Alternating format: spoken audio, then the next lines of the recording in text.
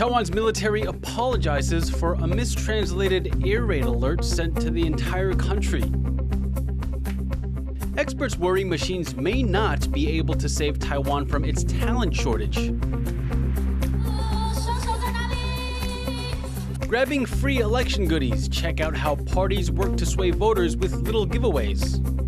Plus, buy your lunch with some hand-painted glass. A new local currency is hoping to add value to more than just your wallet.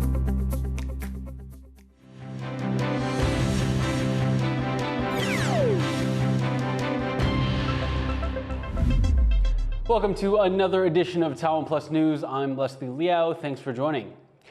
Leading off with our top story, Taiwan's presidential office says it does not consider a recent satellite launch from China to be election interference. But inefficiencies in how the military handled the nationwide alert are drawing criticism. Jaime Okan has more. Emergency alerts sounding out across Taiwan. On Tuesday afternoon, millions of people looked at their phones to see this alert. In Mandarin, the message says that a Chinese satellite flew over the country, much different to the English message saying a missile flew over Taiwan. The alert interrupted a press conference by Taiwan's foreign minister, briefing international media in the country to cover Saturday's presidential election. He said it's a reminder of the threats Taiwan faces. But at this very sensitive moment of our election, the Chinese is still doing it. I would classify that as part of their gray zone activities, like flying balloon over Taiwan, or sending one of its tow ship. So all these kinds of tactics continue to remind the people here in Taiwan that there's a danger of war in between Taiwan and China. Beijing later confirmed that it had launched a science satellite, the Einstein probe, developed together with the European Union. Prior notice was given weeks before the mission. The alert led to criticism of the Defense Ministry for using the word missile in English, and even why it chose to issue a nationwide warning when China had launched similar satellites before. Taiwan's military explained that the original planned routes showed the satellite flying southwest of the country. But when its course changed, flying over major cities in Taiwan, that's when the military decided to issue an alert. 所以因为有异常的情况，所以我们今天国军也利用整个空中告警预警系统以简讯的方式通知了所有的国人提高警觉。以上报告。The military says no debris landed in Taiwan. And as for the incorrect English translation, this is what officials had to say. 那这次国防部也深表抱歉，英文有关这个 missile 的用词不够精准，这一部门国防部会深刻检讨，我们重新检讨相关的系统里面是否有用词不当的，我们会马上做一个修订。This isn't the first time the Defense Ministry has come under fire for how it distributes information to the public. In 2022, when then U.S. House Speaker Nancy Pelosi visited Taiwan, China fired 9 missiles near Taiwan, with one flying over the country. But information on the missile launches was made public by Japan's military, not Taiwan's. Analysts say these inefficiencies highlight the need for the military to be more transparent, especially in times of crisis. And so in these sorts of situations, you want to be as clear as possible. Granted, most people are going to be reading in Taiwan, are going to be reading the Chinese version, not the English version. But even so, there's going to be a significant portion of people who can read the English version and say to themselves, wait, are we under attack or is this a satellite launch? But I think also it just emphasizes the fact that that M&D really wants to get this right every single time. It has to be consistent and good source of information. And this one clearly just wasn't done very well. Taiwan now says it does not consider the satellite launch to be attempted election interference from Beijing, contradicting the foreign minister's earlier comments. But the alert serves as a clear reminder of the challenges facing the country's next leader, who will have to manage tense ties with Beijing while reassuring Taiwanese that everything is under control. Chris Ma and Jaime Okan for TaiwanPlus. For more on Tuesday's missile alert mishap, our reporter Jaime Okan spoke to Raymond Guo, a security analyst from the Rand Corporation. What do you think caused the mistranslation of this alert sent to almost everyone in Taiwan? I do imagine this was just a genuine mistake on the part of MND, and especially since it was more the English translation as opposed to the Chinese one. If we were Chinese, then we've got some serious problems in sort of the operational just procedure. But just going through and making sure that those procedures are clear. There is a knowledgeable person in the loop who can make decisions about, I would imagine that this might have just been like a drop-down list or some sort of pre-automated program that some staffer just said, okay, it's this sort of thing, and didn't really check the English translation. Hopefully, in this sort of situation, it kind of emphasizes that M&D really does need to have a knowledgeable person in the loop that can correct any translations or make those shifts on the fly based on the best information, because that's really what you want to get out there, the best information. Do you think this incident will change how Taiwan's defense ministry handles providing information like missile alerts and satellite alerts to the public? It'd be nice if this could spur a certain degree of reform within M&D. I mean, militaries tend to be fairly conservative organizations anyway, but especially when it comes to information operations, you really have to get out in front of these sorts of things. Taiwan's system of dealing with misinformation is that there's a committee within the executive yuan that says, okay, we've got this piece of misinformation, let's farm it out to the appropriate ministry. To some extent, you got to wonder whether or not that should be done on a speedier basis, both in terms of getting the initial kind of claims out there and also being able to retract mistakes that you make. And so clearly for, I think, MND, this just needs to happen on a faster timetable. I think what makes this specific situation even worse is that China had announced that this rocket was going up, like, I think 1 or 2 weeks ago. So it wasn't as if MND couldn't prepare for this situation. That was Raymond Guo, a security analyst from the Rand Corporation, speaking to our reporter Jaime Okan. Taiwan's presidential hopefuls are weighing in on the Chinese satellite launch that passed through Taiwanese airspace on Tuesday. Taiwan People's Party candidate Ko Wen-je, who has campaigned on improving Taiwan's ties with China, says the two sides should set up a hotline to prevent future surprises. Lai Ching-te, whose Democratic Progressive Party is most wary of Beijing, says the launch won't intimidate voters or sway the result. And the Kuomintang's Hou You-yi says there needs to be an investigation to explain the case. As part of our election coverage here on TaiwanPlus, we're taking a closer look at each of the three presidential candidates. Just who are they and what do they stand for? We're airing our profiles according to each candidate's ballot number. That's the order they will appear on voting papers. And first up is Ko Wen-je of the Taiwan People's Party. In 2014, Taiwan's capital, Taipei, held an election for a new mayor, one of the country's top jobs. But the main opposition party chose not to field a candidate.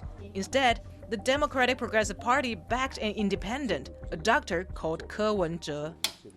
经过中执会同意，民主进步党在本届的台北市长选举将不予提名。同时呢，本党将倾全力协助柯文哲医师当选。 Ko rejected the bitter fighting of Taiwan's two biggest parties and promised an alternative third way. Now, he's hoping to bring his own party, the Taiwan People's Party, to the nation's highest office. The former two-term mayor of Taipei has set his sights on the presidency. This is Ko Wen-je explained. Ko Wen-je is no stranger to the spotlight. Before he entered politics, he was a pioneering surgeon known for performing organ transplants. But his popularity as a doctor drew scrutiny. Ko faced multiple accusations of embezzlement and malpractice, which he denied on social media. After months of media attention and online support, Ko announced his run for the 2014 Taipei mayoral election. The DPP tried to convince him to run on their ticket, but Ko rejected representing either one of Taiwan's major parties. Instead, he won a historic victory as an independent candidate. 这座伟大城市会继续前进。今晚，各位请带着平安喜乐的心情回家好好睡一觉。明天早上太阳升起的时候，我们开始工作。谢谢大家。Ko did well in Taipei, at least well enough to win a second term. And soon after that, he formed his own party, the Taiwan People's Party. With the TPP, Ko promises voters a third force, one that can move past the entrenched conflict between Taiwan's two major parties, the Kuomintang, represented by the color blue, and the DPP, whose color is green. So his famous quote is that the blue parties and the green parties are equally bad, so that he's a highly attractive for the voters who are dissatisfied with not only DPP but also the blue parties. On the issue of China, Ko says, unlike the government, he's willing and able to talk with Chinese officials, something he did at a city-to-city level as mayor of Taipei. 我还是认为交流比断流好，对话比对抗好，友善比仇恨好。 Ko is known for being outspoken and straightforward, something many voters find appealing. He's quite flexible on everything, so he's trying to avoid to have his own opinion on the specific policies. But he's very good at pointing out the disadvantage of the government, also disadvantage of other parties. Taiwan is no stranger to third parties, generally on the sidelines of mainstream politics. But Ko and the Taiwan People's Party have proven themselves resilient. They've risen as a formidable challenger to Taiwan's traditional two-party system. Ko has already won one of the most coveted seats in Taiwan. So the question now is, can he step up from capital to country and become the next president? And stay tuned to TaiwanPlus on Thursday and Friday for profiles of the DPP and KMT presidential candidates. Election campaigning in Taiwan is all about raising brand awareness. Our reporter Reese Ayers looks into the little ways candidates seek to raise their profile ahead of the election. It's all about grabbing attention. These eye-catching vehicles are campaign cars, blasting messages from political parties competing in Taiwan's general election. They're one of several methods candidates use to appeal to voters. 我觉得很好啊，这是民主的一个限制，一个表现啊，表现他的这个选举人的意图可以表示嘛。目前看到选举车或选举看板，一般我们已经是蛮麻痹的，因为在台湾好像快到的时候，这到处都有，已经快是一种台湾的文化这样。And that's not all. Attend a rally in Taiwan, or even just go for a walk in the park, and you might receive a handout. More than just little gifts, these objects have become a staple of the country's campaign culture and are seen as a key tool in raising the candidate's profile. The most common gift is a small pack of tissues, which will feature a candidate's photo. Masks, printed with the candidates' names, have also grown in popularity since the COVID pandemic. Many candidates keep their potential voters hydrated with campaign-branded bottled water. There's also fans, shopping bags, and even arm warmers. The range of gifts grows with every election, with some candidates even making handouts for pets. 这个文宣品，好来可以跟我们所有有养毛小孩的朋友们来分享。 There's a reason these gifts tend to be small and cheap. Taiwan has strict campaign laws that limit gifts given to voters to a value of about $1 per item. The limit was introduced to prevent campaigners from bribing voters with items of any significant value, in a political environment where attracting public attention could mean the difference between winning or losing. So if we're looking at real grassroots elections, it's really down to candidate recognition, your relationship with the candidates. And as we move up the level to national elections, presidential elections, then policy becomes more important. But even for these kind of district elections, I would say that candidate name recognition still is really important, particularly where we have competition. With party and personality often trumping politics, branding is key in Taiwanese elections. And unless that changes, campaigners will need to continue to come up with creative ways to get their candidates' faces out there. Justin Wu, John Su, and Reese Ayers for TaiwanPlus. Taiwan's businesses are having a hard time finding workers. And while tech and automation do offer some help, job market experts say they can't solve Taiwan's talent crunch. John Van Trieste reports. From fast food to AI, Taiwan's workplaces are struggling to find the workers they need. A survey by HR firm Manpower Group found 73% of Taiwanese employers short-staffed and searching for employees. That's only slightly better than the global average of 75%. It's led companies to search for tech solutions to fill in the gap. Take this McDonald's branch in Taiwan, which has introduced automated ordering kiosks in place of live servers. Employees here say automation does have its place. 能够接受我们的产品，接受我们的改变，这样子，因为这是一个潮流啦，人是往前走嘛，不可能往后退啊。您好，欢迎光临。The government has been echoing that sentiment.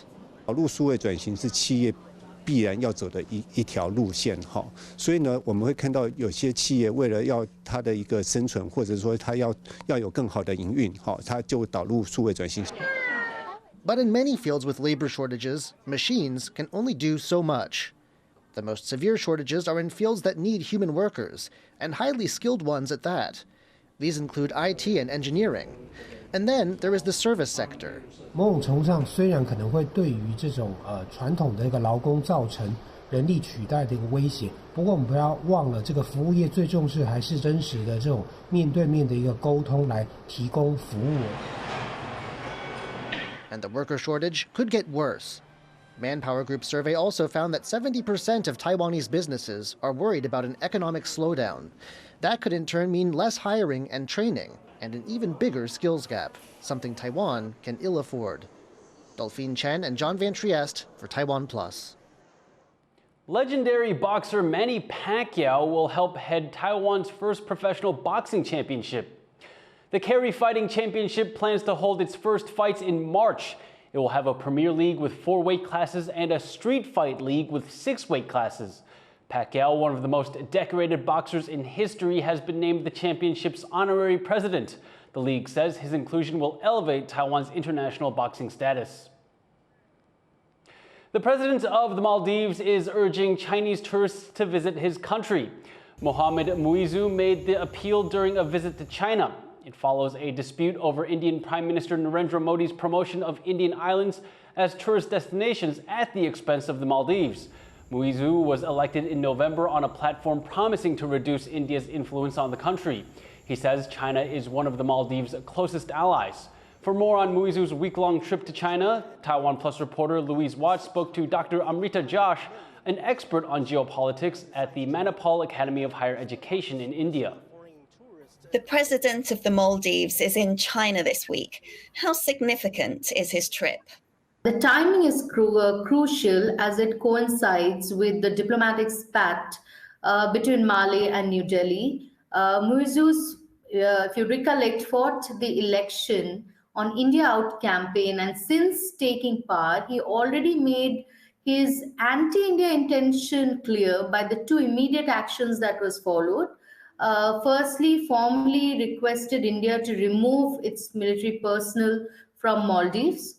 And the second decision that the president took was that he decided not to renew the previous Soli government's agreement with India on hydrographic survey of Maldives' territorial waters. Now, under these decision-making, his trip to China is very crucial. Firstly, he sets a new precedent because any new president in Maldives, their first visit was to India.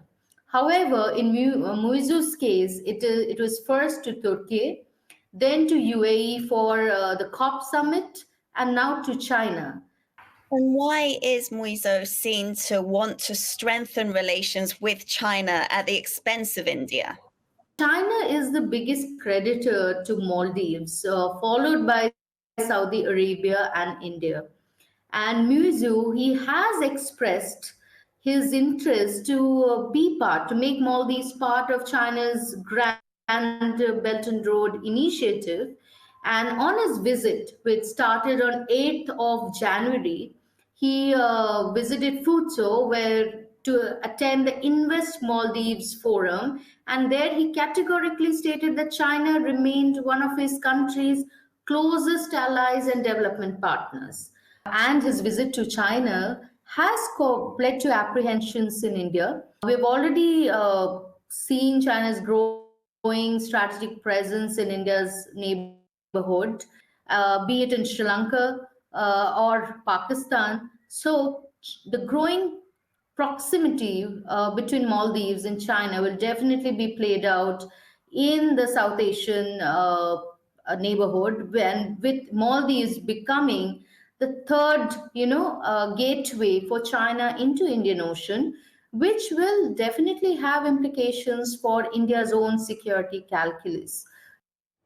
That was Dr. Amrita Josh of the Manipal Academy of Higher Education in India talking to Louise Watt.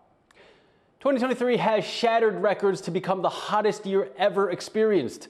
As Rosie Gweninger explains, scientists are urging for climate action. 2023 was a year of extreme weather. Droughts, flooding, wildfire, high sea temperatures and melted sea ice.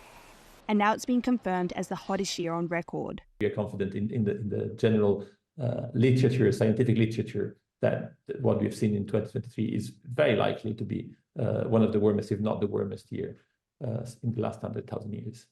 According to a new report by European climate agency Copernicus, 2023's global average temperature reached 14.98 degrees Celsius, overtaking the previous record of 14.18 degrees in 2016. That's just 0.02 degrees below the limit agreed on by the 196 countries that signed a climate agreement in Paris in 2015. Sur une moyenne décennale, ce fameux 1,5 degré, mais ceci dit, pour moi, c'est absolument inéluctable et il est évident pour tous les climatologues que l'objectif de 1,5 degré qui avait été fixé au moment des accords de Paris ne sera pas respecté. In the report by Copernicus, the spike in temperatures has been blamed on record carbon dioxide emissions, the return of the El Nino climate phenomenon, and global warming. Scientists are urging for immediate climate action, increasingly concerned about the planet's ability to cope with temperatures this high.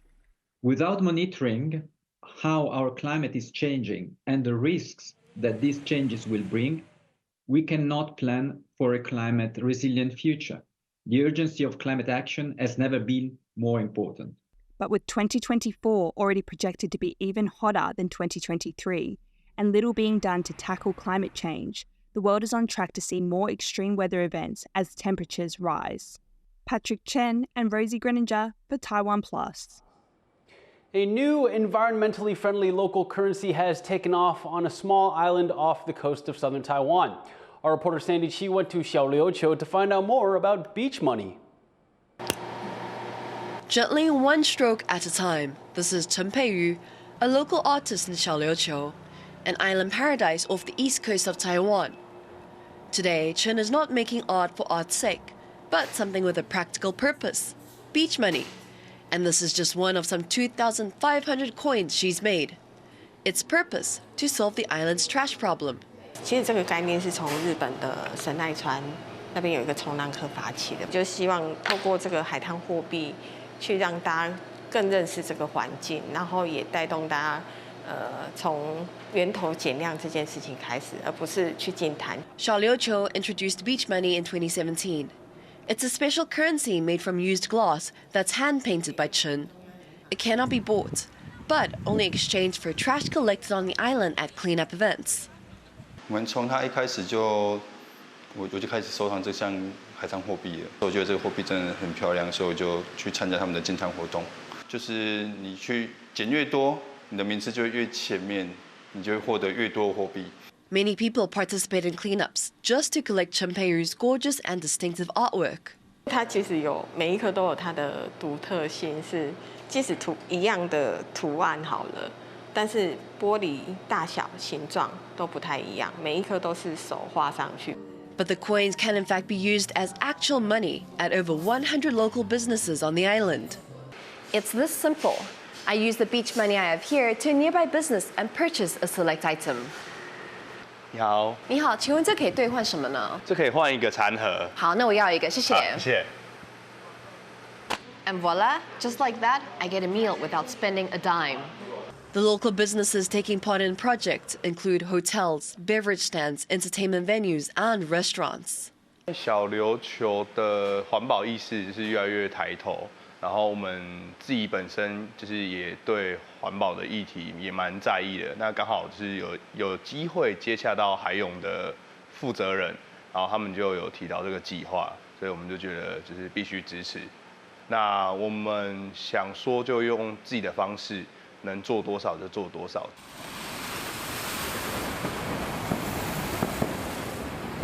Chen says it's important to start learning about environmental issues early in life. She often brings her students to clean up beaches to show them what trash ends up there and what more needs to be done.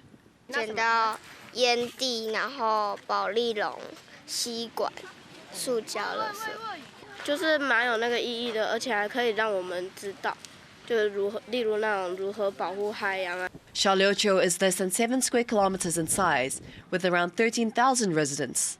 During summer, up to 14,000 tourists might visit the island each day, outnumbering the locals. 对一个岛屿来讲是很大的压力，对，所以如果可以减少，少一个算一个的概念，对，就是有时候我们没有办法避免，那没有办法避免，有一些东西可以循环再利用，让这些所谓的垃圾增加它的生命周期。In the last 3 years, the Beach Manny project has cleaned up over 8 tons of trash on the island with the help of thousands of volunteers. It's hoped that this special currency will help both residents and visitors understand the importance of keeping the island clean and working together to turn the tide on trash. Scott Huang and Sandy Chi for TaiwanPlus. Thank you for watching TaiwanPlus News. You can visit the TaiwanPlus website or follow our social media for more stories from Taiwan and around the world. Before we go, images of South Korea's annual Hwacheon Ice Fishing Festival. I'm Leslie Liao. Take care, and I'll see you next time.